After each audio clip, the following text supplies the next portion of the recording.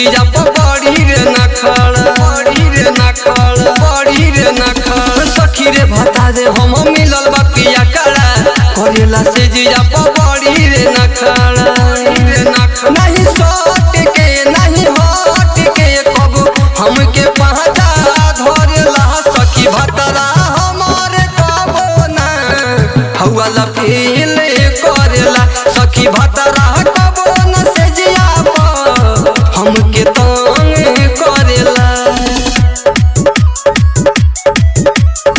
Music by Mithilesh भोजपुरिया। सखी भतरा कबो न से जिया हमके तंग करेला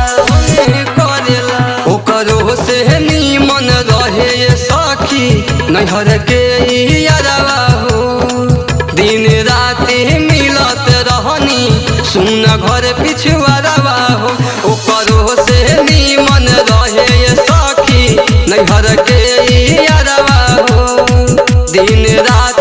मिलत रहनी सुन घर पिछुआरवा हो कुछ ना कब धरना नहीं से जिया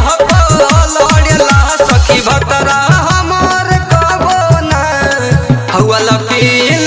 करेला सखी भतरा कबो न से जिया हमके तंग करेला। म्यूजिक बाय मिथिलेश भोजपुरिया। सखी भतरा कबो न से जिया हमके तंग करेला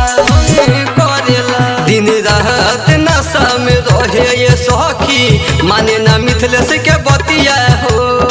हमहू पूछो जे कहीं ये सखी देवेला बड़ा उबरिया हो दिन रात नशा में रहे ये सखी माने ना मिथिलेश के बतिया हो हमहू पूछो जे कहीं ये सखी देवेला काटी काटी गरिया हो अरे जहने अजित कुछ जाने ना दिल से समय आवेला सखी भतरा हमार कबो ना